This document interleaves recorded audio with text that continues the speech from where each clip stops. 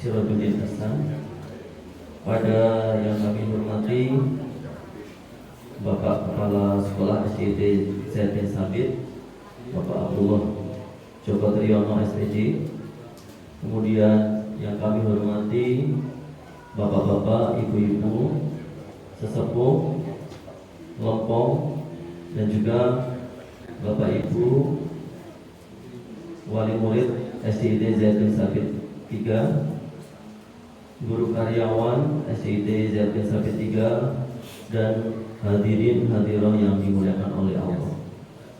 Assalamualaikum warahmatullahi wabarakatuh.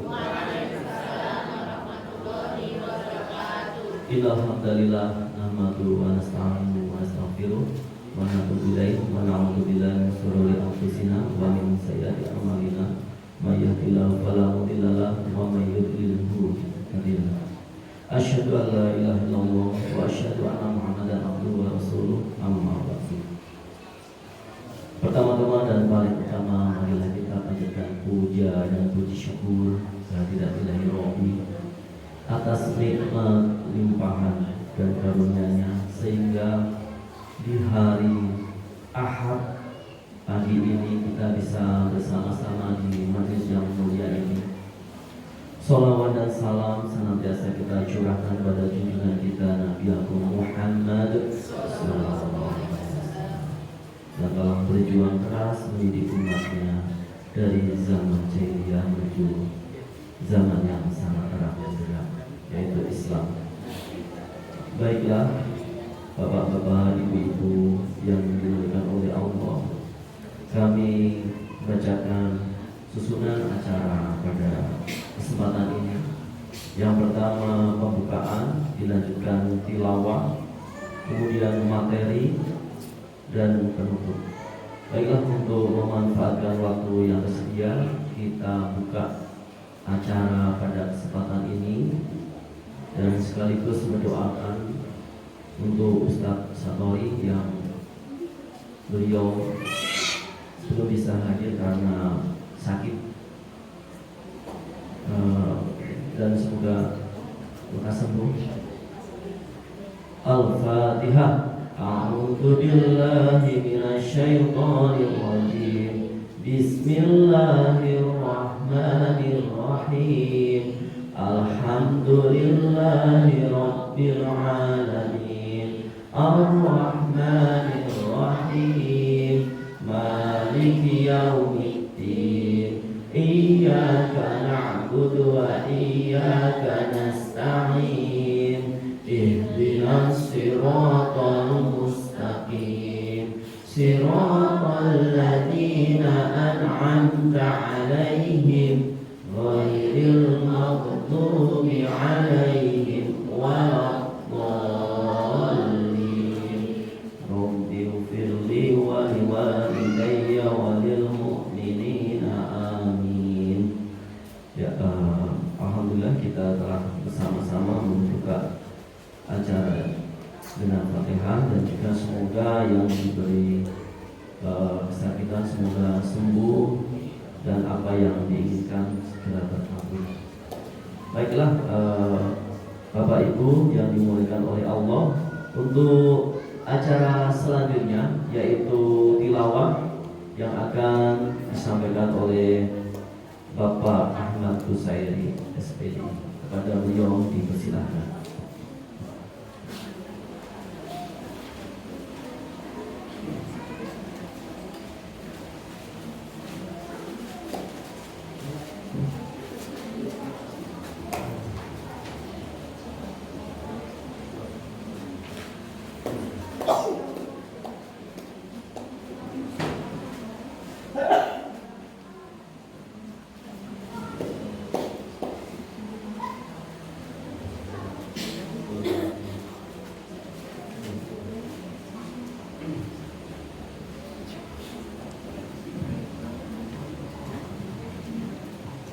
Assalamualaikum warahmatullahi wabarakatuh.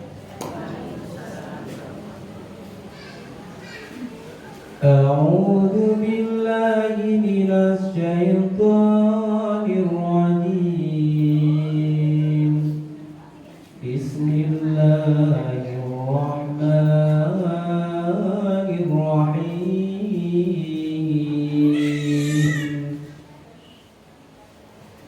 الرحمن علم القرآن خلق الإنسان علمه البيان الشمس والقمر بحسبان والنجم والشجر يسجدان والسماء رفعها ووضع الميزان ألا تطغوا في الميزان وأقيموا الوزن بالقسط ولا تخسروا الميزان والأرض وضعها للأنام فيها فاكهة والنهر ذات الأكمام والحب ذو العصف والريحان فبأي آلاء ربكما تكذبان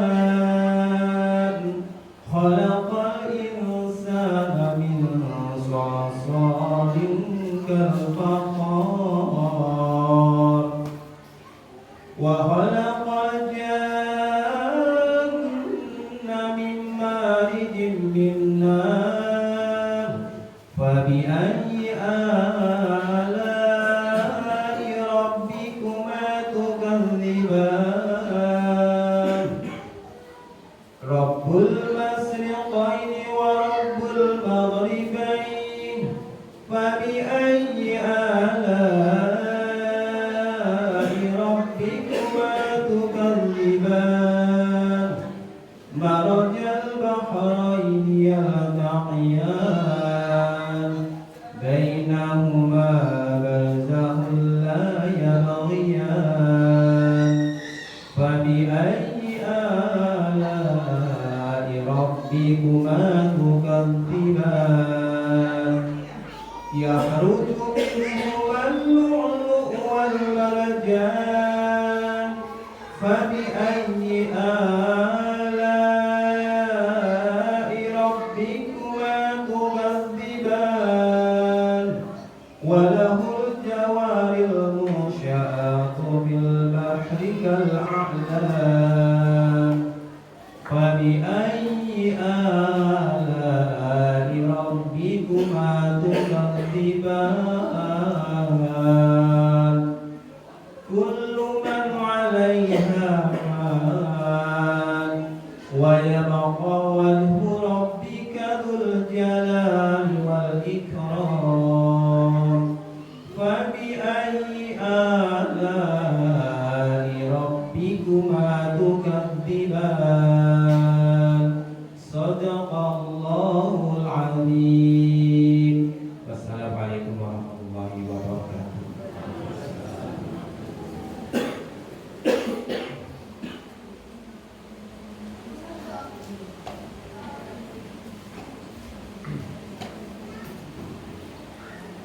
Alhamdulillah, tadi kita dengarkan bersama tilawah dari Bapak Ahmad Hussein SPD. Semoga kita bisa mengambil hikmah dari apa yang telah dibacakan tadi. Baik, dan kami aturkan jazakumullah pada yang barusan hadir dan semua dan pada PAUD IT Darul Imtiaz, guru dan karyawan kami aturkan jazakumullah, dan juga hadirin hadirat yang dimuliakan bersama.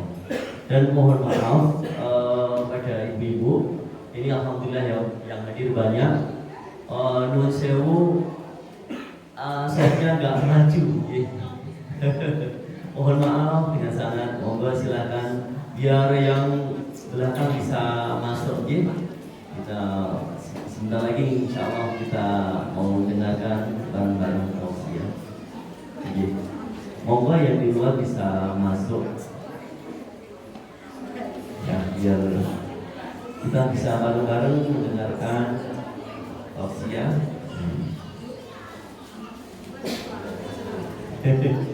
Monggo yang di depan masih slow ya, silahkan sound depan dapat onta aja. Monggo silahkan.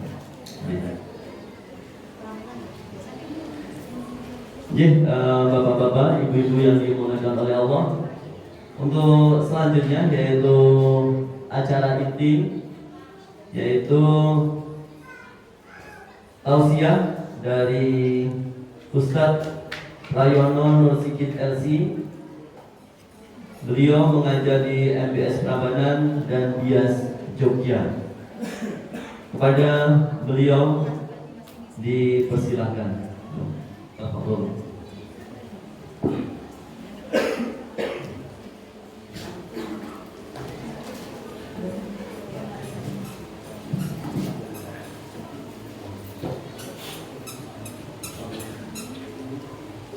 Bismillahirrahmanirrahim. Assalamualaikum warahmatullahi wabarakatuh. Innalhamdalillah nahmaduhu wa nasta'inuhu wa nastaghfiruh wa na'udzu billahi min shururi anfusina wa min sayyiati a'malina. Innahu may yahdihillahu fala mudilla lahu wa may yudlil fala hadiya lahu. Asyhadu an la ilaha illallah wa asyhadu anna Muhammadan abduhu wa rasuluh. Alhamdulillahirabbil alamin. Bapak dan Ibu pengurus sekolah SDIT Zaitun Tabid dan wali murid, pagi hari ini alhamdulillah saya bisa bersilaturahmi dengan Bapak Ibu semua. Semoga silaturahmi ini membawa kebaikan, membawa keberkahan. Karena yang namanya amal soleh itu memperpanjang umur. Amal soleh itu menjadikan keberkahan dalam hidup kita. Dulu di zaman Bani Israel itu ada orang yang pernah meminta kepada Nabi Musa, suami istri, untuk diberi kekayaan oleh Allah. Datang kepada Nabi Musa, istrinya mengatakan pada suaminya, mintalah pada Nabi Musa. Nabi Musa itu kan Rasul, kalau minta pasti dikabul. Mintalah kepada Nabi Musa supaya dia berdoa kepada Allah agar kita jadi orang kaya. Akhirnya suaminya ini dengan istrinya mendatangi Nabi Musa. Kemudian minta kepada Nabi Musa agar Nabi Musa meminta kepada Allah untuk mengayakan orang ini. Kemudian Nabi Musa meminta kepada Allah. Akhirnya Allah mengabulkan. Tapi dikasih jatah cuma setahun. Kayanya itu cuma setahun. Kemudian Nabi Musa menyampaikan pada suami istri, Allah mengabulkan, tapi batasnya cuma setahun. Kata suami istri, tidak apa-apa lah, setahun tidak apa-apa daripada tidak pernah kaya. Akhirnya mulailah orang itu merasakan kekayaan nikmat yang Allah. Ketika kaya itu, istrinya bilang sama suaminya, Allah memberikan kita kekayaan, mumpung kaya kita perbanyak sedekah, mumpung kaya kita perbanyak membantu saudara-saudara kita. Akhirnya suaminya itu mengiyakan. Nah, dengan kekayaan yang Allah berikan, keluarga ini banyak membantu orang yang membutuhkan. Sampai akhirnya datang waktu yang telah ditentukan tadi. Ternyata setelah 1 tahun waktu itu habis, keluarga ini tidak miskin, masih tetap kaya. Ditunggu oleh Nabi Musa. Kok tidak miskin-miskin? padahal sudah 1 tahun. Akhirnya Nabi Musa bertanya kepada Allah, ya Allah, bukankah engkau menjanjikan hanya 1 tahun? Apa kemudian kata Allah, ya, janjiku hanya 1 tahun. Tapi karena aku melihat 2 orang itu, suami istri itu menggunakan apa yang aku berikan kebaikan, aku perpanjang. Jadi yang membuat kita hidup itu tambah berkah, tambah panjang itu kebaikan. Jadi kalau orang itu sudah tidak menghasilkan kebaikan, meskipun dia hidup pun dianggap mati. Imam Syafi'i rahimahullah ta'ala mengatakan, man lam yaduk dulla ta'allumi fakabir arba'an liwafatihi. Orang itu kalau tidak pernah belajar, tidak pernah menuntut ilmu, maka takbirlah 4 kali atas kematian.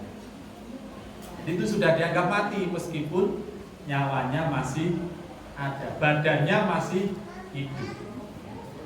Maka aktivitas amal soleh adalah sesuatu yang harus kita paksakan supaya hidup kita itu bertambah dan supaya jasad kita itu benar-benar hidup.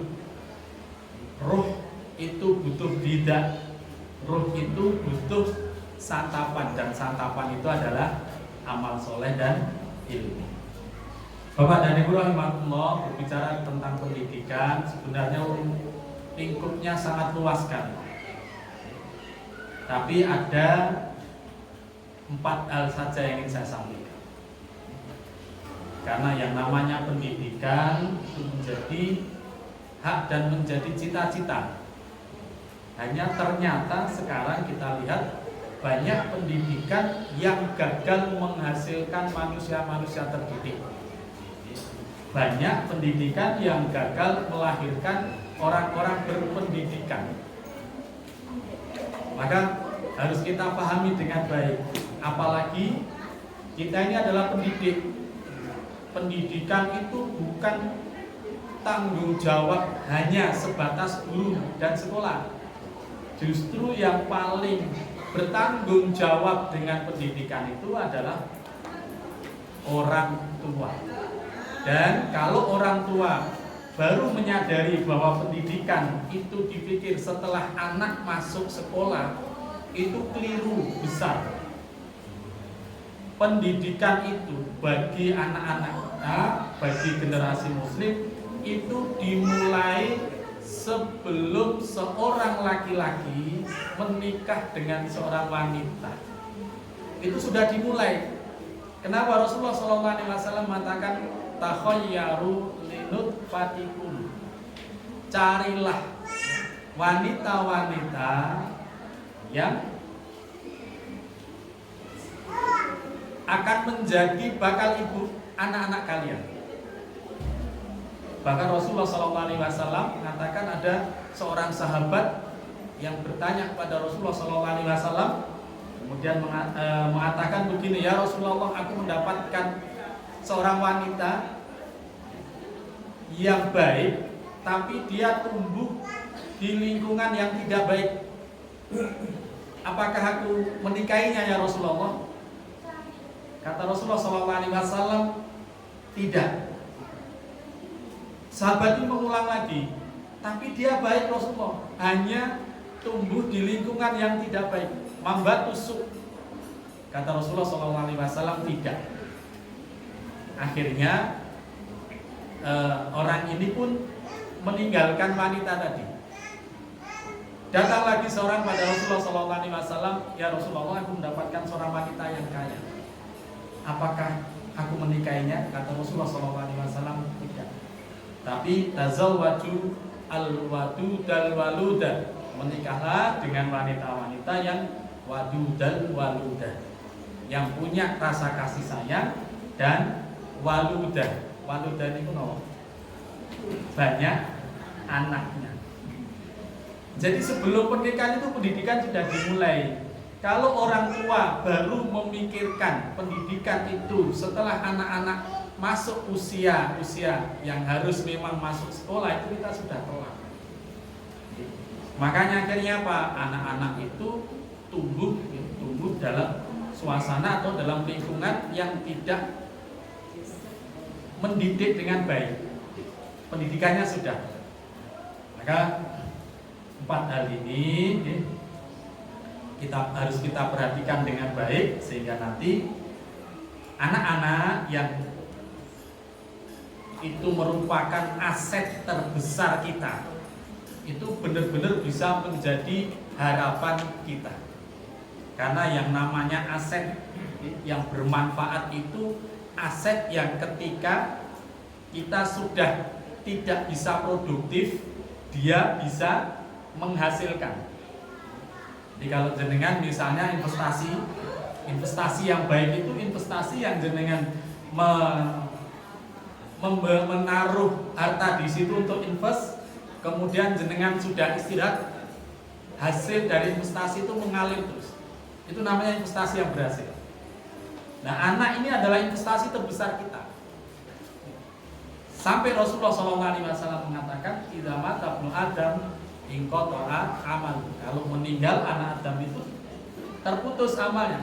Kecuali apa? Kecuali amal soleh, anak soleh yang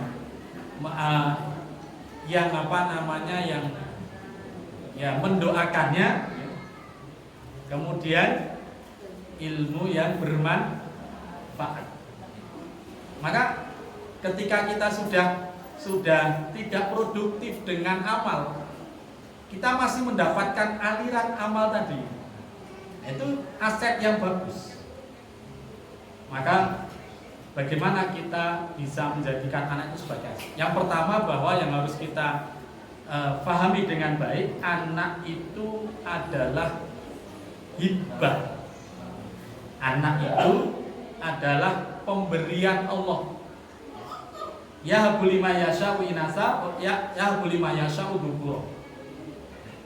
Fahum wa amwaluhum lakum ini tajtum ilaiha. Allah memberikan, menghibahkan anak perempuan dan memberikan anak perempuan kepada siapa yang dikehendaki. Fahum wa amwaluhum, mereka dan anak-anak itu dan hartanya milik kalian jika kalian membutuhkan. Jadi anak itu hibah, artinya pemberian Allah. Maka kalau kita menyadari bahwa anak itu hibah, banyak kaitannya dengan hibah Allah tadi yang Allah berikan. Pertama itu amanat yang harus kita tunaikan. Jadi mendidik anak itu yang harus kita niatkan adalah bagaimana kita menjaga amanat. Artinya nanti satu saat kita akan dipertanyakan oleh Allah. Anak itu bagaimana besarnya itu bergantung dengan kita. Seorang laki-laki datang pada Rasulullah SAW, "Ya Rasulullah, anak ini durhaka denganku." Kemudian anak itu dipanggil oleh Rasulullah SAW. "Bapakmu mengatakan kamu durhaka." Kemudian anak itu mengatakan, "Ya Rasulullah, sebelum aku durhaka dengan bapakku telah berbuat durhaka kepada." Jadi amanah itu satu saat diminta pertanggungjawaban oleh Allah. Seorang anak yang durhaka kepada orang tua, itu yang pertama kali ditanya adalah orang tuanya. Jangan-jangan orang tuanya durhaka dengan anaknya. Maka kalau itu amanat, seorang bapak, seorang ibu nanti dituntut oleh Allah. Dalam Al-Quran memerintahkan, "Ya ayyuhalladzina amanu qu anfusakum wa ahlikum naro." Wahai orang-orang yang beriman, jagalah dirimu dan keluargamu dari api neraka. Karena itu amanat. Amanat kita adalah mengantarkan anak-anak itu menjadi hamba-hamba Allah, mengantarkan anak-anak itu menjadi orang-orang soleh. Dan itu yang diminta oleh para nabi. Rabbi habli min ladunka dzurriyyatan thayyibah. Ya Allah, berikanlah kepada kami anak keturunan yang.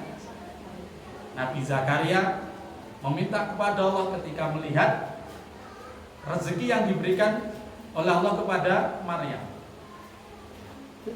Hunalika da'a Zakaria rabbah. Qala rabbi habli min ladunka dzurriyyatan rabbi la tadharni fardan wa anta khairul warithin.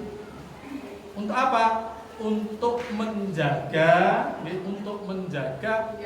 risalah itu, mengantarkan anak-anak itu menjadi hamba-hamba Allah, mengantarkan anak-anak itu menjadi orang-orang soleh yang akan mengemban amanat Islam.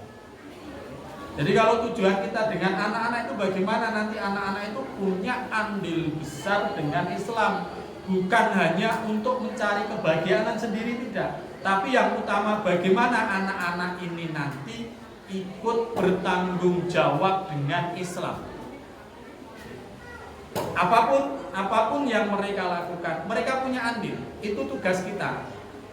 Karena apa? Allah memberikan amanat ini bukan hanya untuk supaya kita senang, tidak, tapi ada tanggung jawab yang harus kita tunaikan, ada tanggung jawab nanti yang akan kita dimintai pertanggung jawab. Jadi kalau itu hibah maka ada amanat yang harus kita tunaikan dan nanti satu saat akan kita dimintai pertanggungjawab. Karena itu amanat, maka ada timbal balik dari apa yang telah Allah amanatkan pada kita. Orang yang menjaga amanat itu dengan baik dan mengantarkan amanat itu sesuai dengan apa yang Allah perintahkan, maka dia akan mendapatkan balasan pahala dari apa yang dia lakukan dalam mengajarkan anak-anak itu, mengemban amanat. Maka orang yang mengajarkan kepada anak-anak mereka, kemudian anak-anak itu tumbuh berkembang dalam ibadah, mereka tumbuh berkembang dalam ketaatan, maka orang tuanya itu secara otomatis akan mendapatkan pahala dari apa yang dikerjakan oleh anak. Kalau anak itu bisa belajar Al-Quran, bisa ngaji di tangan orang tuanya, maka setiap kali anak itu mengaji, yang mendapat pahala adalah orang tuanya. Maka itu kan jariah besar sekali.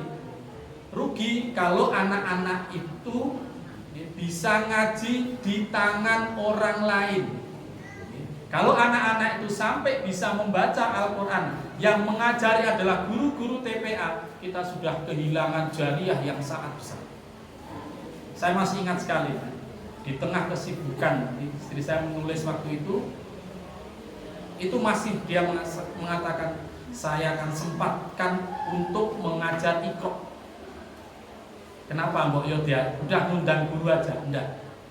Saya tidak mau kehilangan jariah terbesar dari anakku. Sehingga apa? Ketika anak itu membaca Al-Quran, pahalanya akan terus mengalir. Maka kadang-kadang saya suka suka nyebut-nyebut itu. Seneng gue ya, muridmu tuh seneng. Kenapa? Anak-anak itu sekarang dekat dengan Quran. Satu saat, mohon maaf, anak saya yang perempuan itu telepon WA itu, Mi di sini kalau setoran Al-Quran itu sekali setoran ya, satu lembar misalnya, itu harus diulang kurang lebih 30 kali. Jadi tidak boleh pindah dari setoran itu kecuali sudah 30 kali. Nggak ada yang salah. Ketika saya mendengar anak itu mengatakan 30 kali, terbayang dia membaca berulang-ulang selama 30 kali.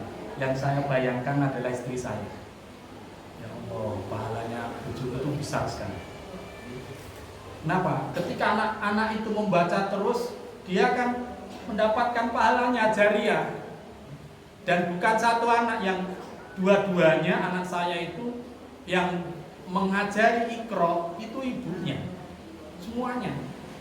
Maka itu jariah yang sangat besar. Kenapa? Karena Allah mengatakan sendiri, Allah menjanjikan sendiri.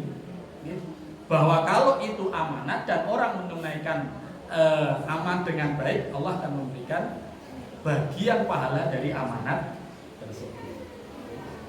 Maka kalau ibu-ibu itu sudah kehilangan kesempatan seperti ini, cari kesempatan yang lain, kesempatan yang bisa mendatangkan jariah dari anak-anak kita.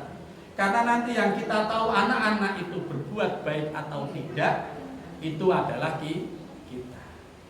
Kadang-kadang kita mikir jariah apa yang jauh mikirnya, tidak tahu bahwa anak kita itu adalah lahan jariah terbesar bagi kita. Ketika kita mengeluarkan uang untuk mendidik anak-anak itu dengan niat menunaikan amanat, maka uang yang kita keluarkan itu menjadi jariah bagi kita. Tapi karena kadang-kadang sebagian orang tua itu tidak menyadari bahwa itu amanat dan tanggung jawab, ya, ketika dia mengeluarkan uang kemudian tidak mendapatkan apapun dari yang dia keluarkan itu, dia kecewa. Saya pernah mendapatkan itu satu curhatan dari orang tua yang mendidik anaknya. Sudah tak sekolahkan sampai S1, sampai S2, kok setelah lulus S2 malah langsung nikah. Karena itu kalau sudah selesai S2 ya kerja dululah, bantu adiknya untuk membiayai sekolah mereka. Orang tua kecewa. Kenapa? Karena ketika mendidik anak-anak itu punya tujuan selain tujuan menunaikan amanat tadi. Tujuannya sudah dunia. Sehingga apa? Ketika anak itu kita sekolahkan tidak sesuai dengan tujuan kita, maka kita kecewa dengan apa yang sudah kita buat. Jadi bisa bayangkan kalau jenengan itu dalam 1 bulan misalnya membiayai anak 5 aja Pak jenengan. Tadi sudah ketemu dengan saya 5. Itu bayangkan berapa jariah yang beliau dapatkan. Kalau niatnya memang untuk mengantarkan amanat luruskan niat. Tapi orang kan merugi ketika mengeluarkan uang sampai puluhan juta. Sekarang itu masuk universitas itu uang pangkalnya sudah 25 juta. Kemudian UKT-nya di UNJ itu kalau yang jurusan umum itu paling tidak 18 juta. Itu kalau kita keluarkan, kita sudah sekolah tinggi ilmu tarbiyah Sanul Fikri. Oke. Lah itu kadang-kadang wis murah wis do nunggak. Di SDT ini ada yang nunggak betul. Karena tadi belum memahami landasan bahwa sekolah itu menyekolahkan anak di tempat yang di situ diajarkan Islam, guru-gurunya juga mengajarkan akhlaknya dengan baik. Itu jariah itu belum tersadari. Sehingga wis murah, nunggak, engko nek ditagih pindah sekolah. Nah, itu kan jadi masalah. Jadi harus kita pikirkan ketika kita akan membayar sekolah anak-anak itu, kita bismillah, ya Allah, ini rezeki darimu. Aku keluarkan untuk mendidik anak-anak itu mengenalmu. Sehingga kalau sudah seperti itu Pak, apapun yang itu urusan Allah, rezeki itu udah milik Allah. Saya ketika menyekolahkan anak yang gede itu, yang pertama laki-laki itu,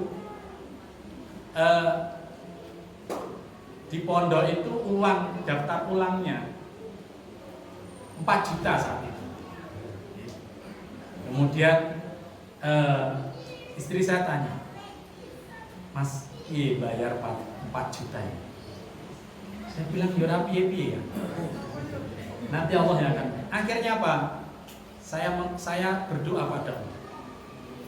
Ya Allah, anak ini saya tak sekolah, anak ini saya sekolahkan di pondok pesantren tahfidz Quran untuk belajar Al-Quran, untuk belajar agama. Masa anakku tuh harus keluar dari pondok itu karena saya tidak sanggup bayar uang daftar ulang. Saya doa begitu, udah saya pasrahkan juga. Karena waktu itu, mohon maaf, saya ngajar, gajinya cuma 1.600.000, 1.800.000 gaji saya. Bisyarah saya 1.800.000. Anak saya mondok 1.600.000. Sisanya 200.000 ongkos sana sini. Kemudian istri saya ngajar waktu itu cuma mohon maaf dikasih bisyarah itu hanya sekitar 1 juta. Saya hitung 1 juta kurang. Akhirnya yang anak saya laki-laki tanggung jawab saya. Begitu saya dapat bisyarah itu tidak pernah saya utik-utik, langsung saya transfer. Jadi saya tidak pernah lihat wujud bisyarah uang saya itu. Cuma lihat di tulisan ATM itu masuk, dikabari, mohon maaf bisyarah bulan ini sudah kami transfer. Langsung saya transfer, selesai, tinggal 200, tawakal ala Allah. Nah yang istri saya ini juga begitu, Yang istri saya untuk anak yang kedua perempuan di pondok Taruna Al-Quran itu juga cuma di situ agak murah gitu. Jadi ya mau pas seperti apa kita hidup ya mangan saanane ndok meneh sisuke ndok meneh. Tapi yang terpenting adalah bagaimana kita menunaikan amanah tadi. Kalau kita sudah yakin seperti itu, maka Allah yang akan membalas sendiri. Kalau kita sudah yakin bahwa ini anak milikmu ya Allah, anak ini adalah hibah darimu, aku hanya mengarahkan bagaimana anak itu bisa mengenal. Maka ketika anak-anak itu kemudian punya cita-cita, anak saya yang pertama itu pertamatan, Bi, nanti Islam pengen kuliah di jurusan ini, nanti untuk gini. Saya bilang, kamu salah loh. Kamu saya sekolahkan ke pondok pesantren, kamu saya sekolahkan ke tahfidz Al-Quran itu supaya nanti kamu kalau sholat malam kamu tidak bingung baca apa. Kamu kalau sholat malam kamu tidak bingung mau iku saja ndak, tapi kamu punya hafalan, kamu bisa menghadap Allah dengan tenang. Mungkin mudahnya belum bisa istiqomah nanti, tapi ketika dia sudah memahami hidup seperti apa, dia butuh untuk sholat malam, dia enggak kenal. Saya bilang bukan untuk ini itu nanti. Itu nanti. Yang penting adalah bagaimana dia mengenal. Sehingga kalau kita sudah meluruskan niat, Allah akan memberikan pahala. Maka jariah anak itu jangan sampai hilang dari tangan kita. Jariah anak itu jangan sampai lepas. Nanti kita sudah meninggal, sudah tidak punya amalan lagi. Anak itu akan terus memberikan pahala. Dalam hadis Rasulullah SAW itu ada seorang hamba yang bertanya kepada Allah karena dia di-upgrade surganya. Surga itu kan ada tingkatan-tingkatannya gitu. Jadi tingkatannya paling rendah itu orang kalau masuk itu kayaknya tidak ada orang yang mendapatkan nikmat melebihi dia. Jadi kalau ada kisah dalam hadis Rasulullah SAW, orang yang disiksa di neraka dan orang itu terakhir kali yang dikeluarkan dari neraka. Begitu dia masuk surga yang paling rendah. Ketika dia masuk itu dia kaget. Ya Allah, Engkau berikan nikmat yang tidak pernah Engkau berikan kepada siapapun. Rumangsane nikmatnya sudah paling tinggi, padahal dia paling rendah itu nikmatnya. Ada orang yang kemudian di-upgrade, surganya tadi di-upgrade oleh Allah. Begitu dinaikkan ke tingkat yang lebih tinggi derajatnya, 1 derajat itu antara bumi dengan langit. Dan surga itu ada puluhan derajat. Dalam riwayat ada yang rahmatnya itu sampai 99 derajat. Tapi kalau surga yang di dalam hadis Rasulullah SAW itu ada 7 derajat. Begitu dinaikkan dia kaget. Ya Allah, kok saya di-upgrade ini surganya? Kalau bahasanya. Kata Allah, itu karena istighfar anakmu. Kita sudah meninggal, anak masih istighfar. Terus karena apa? Dia tahu, dia punya ilmu, dia mengenal Allah, dia punya tanggung jawab dengan orang tuanya. Akhirnya apa? Dia melakukan sesuatu yang itu menjadi jariyah bagi orang tua. Tapi kalau anak itu tidak pernah kita arahkan untuk kita tidak tanggung jawab, tidak amanat, akhirnya nopo? Kadang-kadang ming arep ndongake bapak ni wae dadak undang tonggone. Itu pun tidak tiap hari. Kadang-kadang 40 dino undang pisang, 100 dino undang pisang. Nanti wis 2000 ya terakhir. 1000 habis 1000 sudah. Nah itu setelah 1000 sudah gak pernah ngundang tonggone lagi. Padahal apa? Namanya kebutuhan kita nanti dengan amal soleh itu lebih besar. Kita nanti tidak bisa membanggakan anak di hadapan malaikat. Wah, anakku ini indah, tapi yang kita banggakan adalah amal. Yang kedua, dalam pendidikan, orang tua itu punya peran yang sangat penting sekali. Jadi kalau kita memikirkan pendidikan anak, itu kita pikirkan dulu pendidikan kita. Karena apa? Solehnya orang tua itu berpengaruh dengan solehnya anak. Kenapa? Satu contoh, orang tua yang soleh, bapak yang soleh, dia akan berhati-hati ketika mencari rezeki. Rezeki ini halal atau tidak? Karena apa? Rezeki nanti akan saya berikan kepada anak dan istri. Ketika daging yang tumbuh dari barang haram tidak mungkin akan membawa kebaikan. Rasulullah SAW mengatakan ada orang yang rojulun as-as, orang itu rambutnya awul-awulan karena safar. Kemudian dia berdoa kepada Allah, ya Rob, fa'ana yustajabul. Bagaimana dia dikabulkan? Wong makanannya aja makanan yang haram, pakaiannya aja pakaian yang haram. Padahal sebab-sebab doa itu sudah dia penuhi. Tapi kenapa tidak dikabul? Yang dia gunakan, yang dia makan, yang dia minum, hal-hal yang haram. Pernah ada satu kiai, dia bingung sama muridnya. Ini murid ini kok paling susah menghafal. Kemudian kiai ini karena tahu ilmunya, dia panggil orang tuanya, diajak ngobrol, dipancing-pancing dengan cara lembut. Ternyata bapaknya kerja di bank. Kemudian dia sampaikan. Akhirnya bapaknya sadar dan meninggalkan pekerjaannya. Bank konvensional, bank ribawi. Setelah itu apa? Anak ini mulai terlihat hasilnya. Cepat sekali menghafal.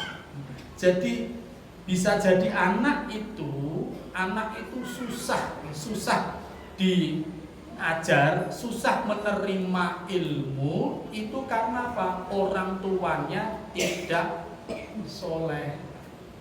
Tapi kalau orang tuanya soleh, mungkin anaknya belum sesoleh orang tuanya, nanti cucunya yang akan soleh. Cucunya belum soleh, nanti yang setelahnya akan soleh. Maka Mbah Maimun itu rahimahullah ta'ala itu pernah mengatakan begini, kamu urusi agama Allah, jadilah orang soleh, nanti Allah yang akan mengurusi anak-anak. Jadi ketika anak kita susah diatur itu jangan salahkan orang lain, jangan salahkan gurunya, jangan salahkan sekolahnya, salahkan dulu kita, aku kurang opo, saya kurang apa, barangkali ada yang belum saya punya. Orang tua kalau soleh maka anak akan soleh. Karena kenapa? Karena orang tua itu menjadi penyebab dari kesolehan anak-anak kita. Jadi sebelum kita menyekolahkan anak, itu kita perbaiki diri kita perbaiki cara mencari maisah kita solehkan, sehingga sehingga nanti ketika anak-anak itu sudah benar-benar mengecam pendidikan, dia akan mudah menerima. Kenapa? Kadang-kadang kita lihat ada anak-anak bapak ibunya itu sederhana, tapi anak itu pintar menangkap, soleh, anaknya soleha, karena orang tuanya menjaga rezeki yang dia berikan kepada anaknya. Dan orang tua itu adalah teladan pertama. Nanti kalau jenengan, saya kira kalau yang kuliah di Fakultas Pendidikan itu akan tahu bahwa metode uswah hasanah dalam pendidikan Islam itu adalah metode yang paling cepat ditangkap anak. Jadi kalau anak itu minum dengan tangan kiri, lihat bapak ibunya. Kalau anak itu bicara kasar, lihat bapak ibunya. Kalau anak itu kok sok ngeladai koncone, delok bapak ibunya. Yang pertama harus kita lihat. Kalau bapak ibunya bagus, lingkungannya. Karena apa? Itu menjadi prioritas. Jadi anak itu akan mendapatkan pendidikan sebagaimana orang tua itu punya pendidikan. Faqidu syai' la yu'ti. Ada anak itu karena orang tuanya itu selalu membiasakan kalau dia masuk salam. Anak itu nanti masuk salam sendiri, nggak usah diajari. Kalau orang tua, misalnya begini, orang tua mau ada tamu, kemudian anaknya, istrinya di ruang tamu itu sedang duduk, kemudian meminta istrinya untuk masuk. Dik masuk dulu, mau ada tamu, supaya tidak terlihat auratnya. Nanti anak ini akan tahu hukumnya sendiri. Pernah satu teman saya cerita, dia masuk, dia di dalam, kemudian ada anaknya perempuan kecil saat itu di ruang tamu sama ibunya di dalam. Kemudian ada tamu datang. Begitu tamu datang, bapaknya langsung buka. Tamu langsung masuk. Ada anaknya ini marah-marah. Bapak ini gimana toh? Ada tamu kok dibuka? Aku kan belum pakai jilbab. Padahal masih kecil, anak itu masih. Kenapa? Karena tanpa dikasih tahu oleh orang tuanya, dididik seperti itu. Maka kalau kita pengen punya anak yang solehkan diri kita dulu. Kadang-kadang yang saya gumun itu, anaknya naik sepeda motor, dipakein kerudung, ibunya nggak pakai. Nah, itu yang lucu gitu. Saya pernah mendapatkan. Maka kalau bertolak belakang dengan teori itu, kadang-kadang kita bertanya. Ada anak itu rajin sholat subuh ke masjid di kampung saya, rajinnya luar biasa. Adzan. Saya tanya, setelah saya lihat sering ke masjid, itu pas saya pertama di situ. Pertama saya masuk kampung. Bapakmu sing ndi? Bapak di rumah. Bapakmu enggak ke masjid?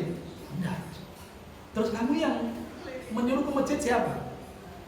Ya saya sendiri ya. Itu saya sudah keheranan itu. Akhirnya apa? Penasaran saya. Seperti apa Pak? Setelah akhirnya saya lihat, oh iya. Tidak lama setelah itu, setelah anaknya rajin, ya, tidak lama itu kurang lebih 1 tahun lah. Bapaknya sering ke masjid. Jadi kalau yang seperti itu, langkah yang banyak itu bagaimana orang tua yang soleh itu akan menurunkan anak yang soleh. Yang ketiga, dalam pendidikan Islam, apa yang perlu kita tanamkan itu penting menjadi catatan kita. Kira-kira ketika kita mendidik, apa yang harus kita tanamkan dulu pada anak-anak kita? Kenapa? Ada yang bisa menjawab? Ilmu yang kedua, akidah yang ketiga, yang ketiga, tambah yang pertama kali harus ditanamkan adalah adab. Adab sebelum segala sesuatu. Adab sebelum kita menanamkan apapun. Karena apa? Adab itu nanti yang akan memudahkan anak-anak kita belajar yang lainnya. Maka guru-guru itu kan kadang-kadang kalau anak TK dulu ya zaman kita sekolah itu angkat tangan ke samping, lipat, taruh di muka, kemudian ditaruh di. Kenapa? Dengan adab itu anak mudah menerima ilmu. Sebenarnya itu dulu adab belajar itu kan harus tenang. Maka anak-anak itu juga anak-anak TK itu dibiasakan seperti itu. Guru-guru TK itu angkat tangan ke samping, ke depan, gitu. Terus ditaruh. Itu mengajarkan adab sebenarnya. Begitu tuh orang kalau menuntut ilmu itu seperti itu. Tapi kalau orang menuntut ilmu lalu rono rene pencilaan kalau bahasa Jawa itu ndak masuk ilmunya. Apapun itu kalau tidak ada adab itu ndak akan mendapatkan nilai dari yang kita lakukan itu dengan sholat itu yang pertama kali harus kita perbaiki adalah adab dalam sholat itu. Adabnya bagaimana? Orang mau sholat jamaah itu sebelum adzan itu sudah mempersiapkan diri, kemudian wudhu di rumah, pakai pakaian yang bagus, kemudian jalan ke masjid dengan tenang sambil berdoa, masuk ke masjid juga mendahulukan kaki kanan, kemudian itu nanti sholatnya akan bisa mendapatkan pelajaran dari sholat itu. Tapi nek arep sholat jamaah koron mlayu-mlayu, kaosnya disampirke, sarungnya disampirke, mlebu wudu ranes, akhirnya apa? Masuk terus sholatnya tidak akan khusyuk. Khusyuknya sholat itu dengan adab. Jenengan itu kalau nyun sewu, kalau mau ngandani putrane, itu kan mesti renel lenggah. Ibu tak matur apa ngendika? Matur. Ibu tak mati. Kenapa? Karena dengan adab itu lebih mudah. Tapi kalau ibu memberitahu anaknya dengan tanpa adab, anaknya akan marah. Ibu, anaknya salah, ibunya tahu, bapaknya tahu, lain bener kayak bengok. Bocah wong duwablek kandhanane, wis bolan, anak gak akan berubah. Saya masih ingat betul Allah yarhamu bapak. Dulu zaman saya SD itu ada film drama Kumbara, Saur Sepuh. Itu pertama kali diputar di bioskop. Itu bioskop tempel itu masih luar biasa itu. Saya dengan teman-teman itu ke sana jalan kaki. Pokoknya saking penggemarnya Brahma. Nggak izin sama bapak karena takut.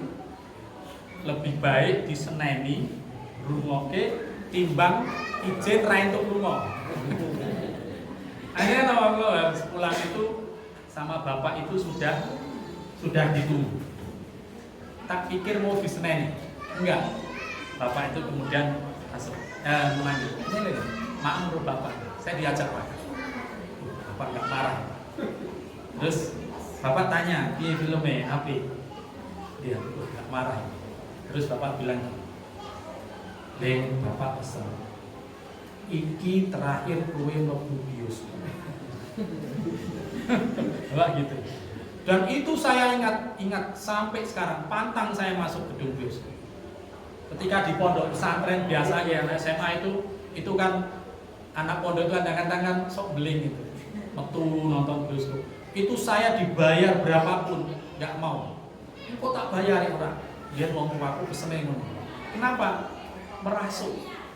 Dengan adab tadi bapak ketika menyampaikan itu saya ingat. Pernah ada di Muhammadiyah itu diputar film Sang Pencerah. Semua dosen-dosen UM Muhammadiyah itu diberi tiket gratis, termasuk istri saya. Mas Viko mau jatah tiket gratis untuk nonton sang pencerah gedung. Saya bilang enggak, pantang saya masuk gedung, itu akan terasa. Jadi didik pertama itu ada. Sekarang itu anak pinter-pinter, kadang-kadang guru kalah pinter sama anak. Tapi apa? Anak-anak sekarang kurang ada. Kenapa? Karena kita orang tua lalai dalam mendidik anak-anak kepada dengan adab. Saya pernah bertamu itu dengan salah seorang teman saya. Beliau sudah doktor, kemudian beliau ketika bertamu dengan saya ke rumah satu teman itu bawa anaknya. Ketika bertamu itu anaknya lari kemana-mana. Anaknya itu sudah umur 4 atau 5 tahun. Naik ke meja, naik ke kursi, lari menjadi. Kemudian saya batin, ya Allah, bagaimana dia akan mendidik umatnya kalau tidak bisa mendidik anaknya. Jadi nanti anak itu cerminan orang tua, anak itu kok sopan sekali.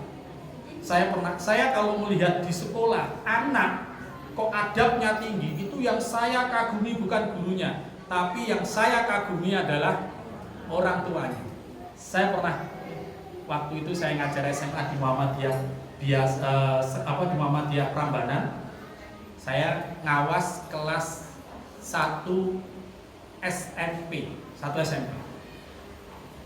Ketika saya jalan gitu ada satu anak itu saya lihat mengerjakan gitu, tulisan Arabnya itu rapi sekali, rapi begitu. Saya penasaran, anak ini kalau duduk begini tidak pernah toleh kanan, tidak pernah toleh kiri, dan tidak pernah tidur. Anak ini begitu selesai terus sampai saya bilang, kamu namanya siapa? Aflah. Saya satu kali tanya dengan anak ini, nama ini saya ingat-ingat sampai sekarang. Namanya siapa? Aflah. Terus saya kagum, ini bagaimana orang tuanya itu mendidik. Akhirnya saya perhatikan lagi, anak ini kalau sholat selalu di shaf pertama. Sampai akhirnya saya mengajar anak ini. Anak ini sekarang kalau nggak salah anak ini ke Maroko. Ketika SMA itu saya juga seperti itu, duduknya di depan, tidak pernah tengok kanan, tengok kiri. Itu udah salah satu SMA, sampai 2 SMA saya ngajar. Tidak pernah ngantuk. Kalau terpaksa ngantuk, dia ngantuknya begini. Zaman sekarang itu kalau ngantuk kan begini. Dari guru mau masuk sampai guru keluar itu tidur terus. Ya akhirnya kalau dibilang sama gurunya, kok nilaimu jelek? Gurunya nggak tahu teko. Padahal gurunya yang masuk dia nggak pernah bangun.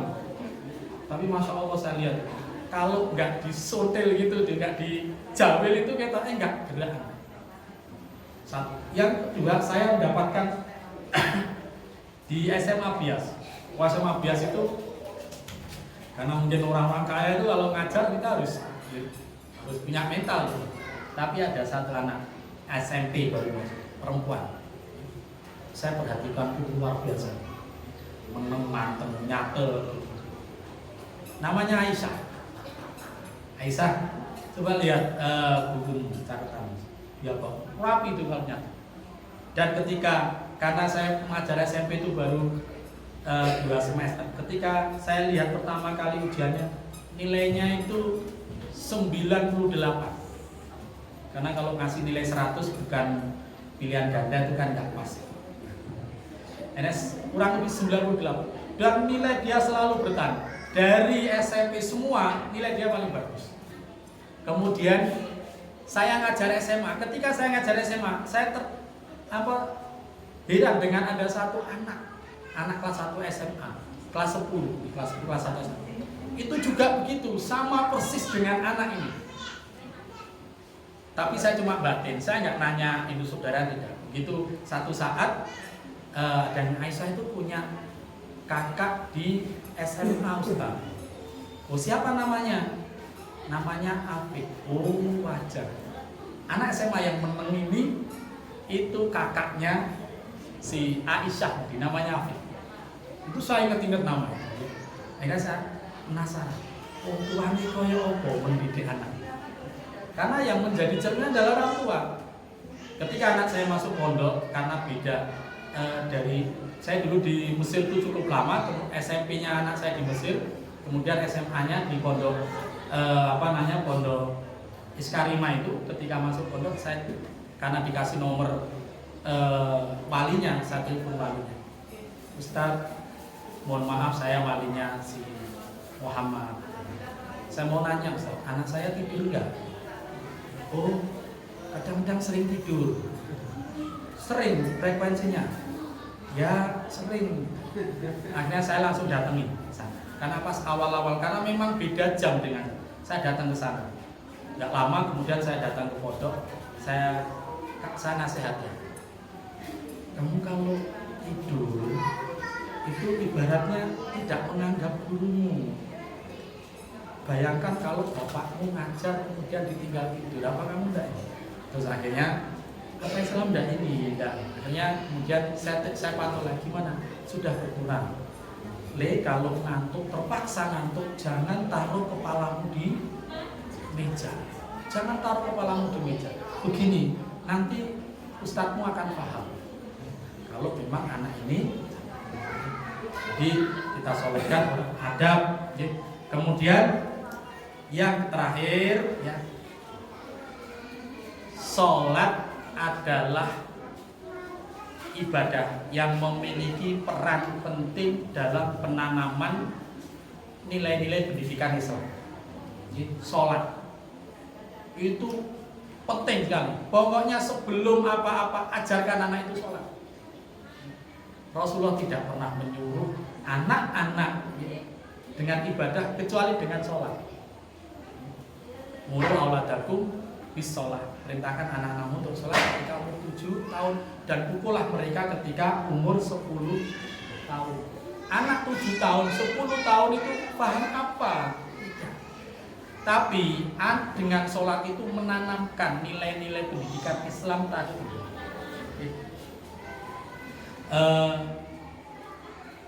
Mohon maaf gitu. Tesis saya itu judulnya peran pembiasaan sholat dalam penanaman nilai-nilai pendidikan Islam terhadap anak berkebutuhan khusus, ODGJ, dan anak-anak pecandu gadget serta anak-anak yang terkena penyakit sosial. Kenapa itu saya jadikan tesis? Saya pernah mengantar teman saya itu punya ponakan ODGJ, anak kebutuhan khusus di satu pesantren di Tepus, Wonosari sana. Pesantren khusus untuk anak-anak kebutuhan khusus tadi.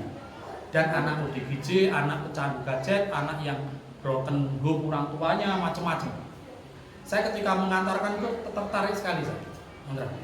Kok ada ya pondok seperti ini? Dan itu memang besar pondoknya. Lahannya 13 hektar, 15 hektar kalau tidak salah. 15 di pondok sana, di Tepus, di Puncit itu. Saya dulu nyarinya juga kesusahan. Setelah saya ketemu dengan pimpinannya, namanya Abi Guru Isma itu, beliau menyampaikan metode yang kami gunakan adalah sholat. Jadi beliau dulu psikolog, kemudian beliau tinggalkan semua ilmu-ilmu psikolog barat itu. Kemudian dia mengatakan begini, menungso kuwi nek rusak lendandani ya kudu nganggo aturane yang menciptakan manusia. Dengan apa? Dengan sholat. Orang-orang anak kebutuhan khusus itu kan ada yang memang karena dia permanen dan ada yang tidak permanen kan begitu.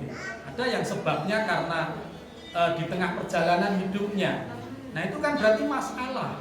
Maka masalah itu harus diselesaikan dengan caranya Allah tadi. Masalah saya tertarik itu. Akhirnya apa? Menjadi bahan tesis. Dan ternyata di situ memang ya hanya sholat saja. Beliau mencetuskan yang namanya ABT. ABT itu Isma Behavior Therapy.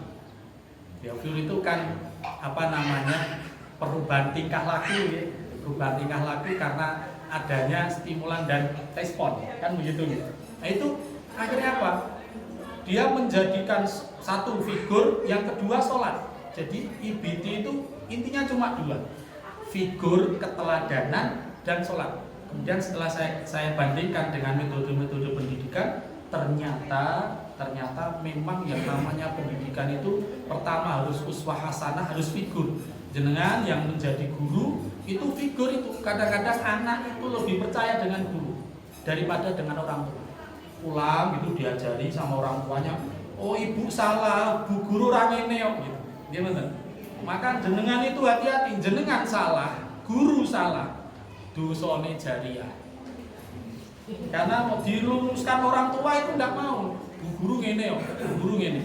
Lek kok ngono lho, bu guru yo ngono, Pak guru yo gitu. Maka figur yang kedua sholat. Nanti jenengan kalau mengkaji tentang sholat dan kaitannya dengan dunia pendidikan itu masya Allah. Anak-anak yang punya kebutuhan khusus saja itu bisa menerima. Ketika saya sholat di situ, sebelum sholat itu rame anak-anak itu, kaget saya. Sing kono teriak-teriak yang sana itu. Tapi ada beberapa anak yang sudah diterapi lama di situ mengingatkan temannya, istighfar, sama-sama ABK, sama-sama mohon maaf ya, mungkin anak yang punya gangguan mental.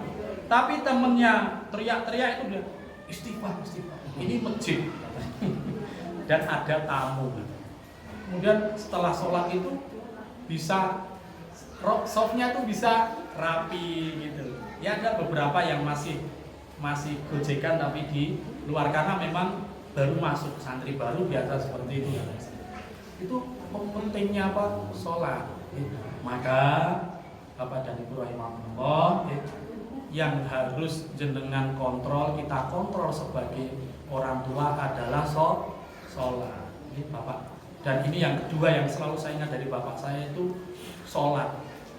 Pernah dulu ketika saya SD itu doa Agus neng Bentaro itu.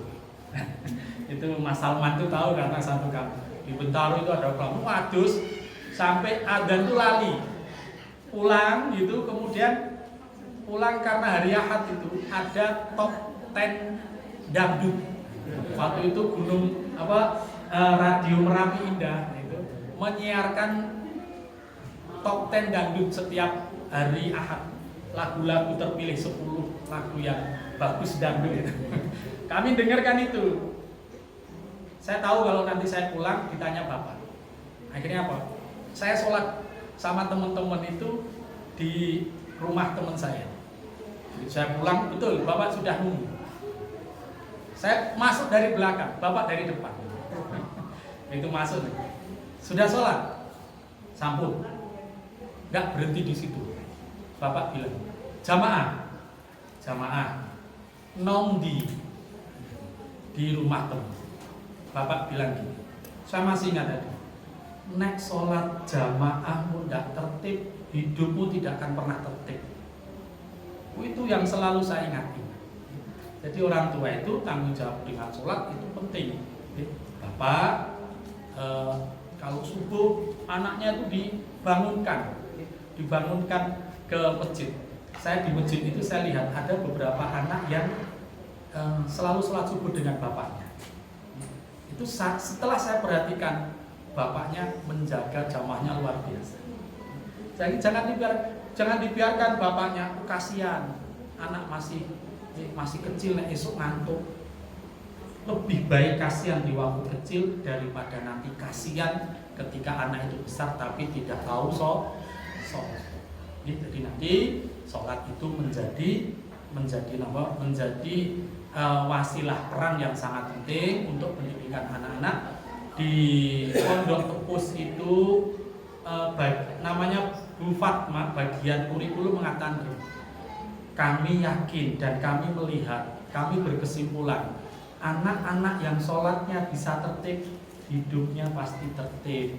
Anak-anak yang bisa tertib dalam perilaku juga tertib. Anak-anak yang sholatnya tidak bisa tertib, mereka tidak bisa tertib.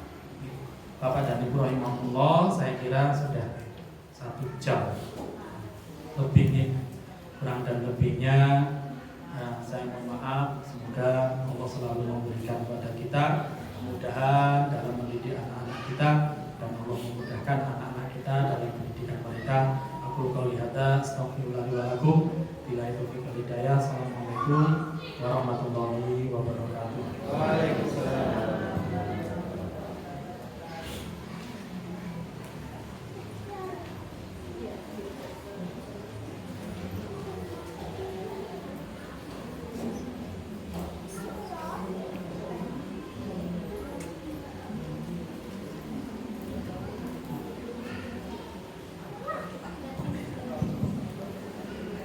Demikian tadi tausiah dari Ustaz Sigit yang telah menyampaikan. Semoga kita bisa mengambil hikmah apa yang telah disampaikan. Jadi Bapak Ibu yang dimuliakan oleh Allah, rangkaian acara telah kita lalui bersama. Marilah kita tutup pengajian Ahad pagi ini dengan hamdalah bersama. Alhamdulillahirabbil alamin. Istighfar, astagfirullahaladzim. Dan untuk majlis, subhanakallahumma wa bihamdika asyhadu an la ilaha illa anta astaghfiruka wa atubu ilaik. Kami aturkan jazakumullah khairan kasir atas kerawuhannya, dan semoga kita mendapat ridho dari Allah Subhanahu wa taala. Dan kami mohon maaf atas segala kesalahan dan kekurangan. Billahi taufiq wal hidayah. Wassalamualaikum warahmatullahi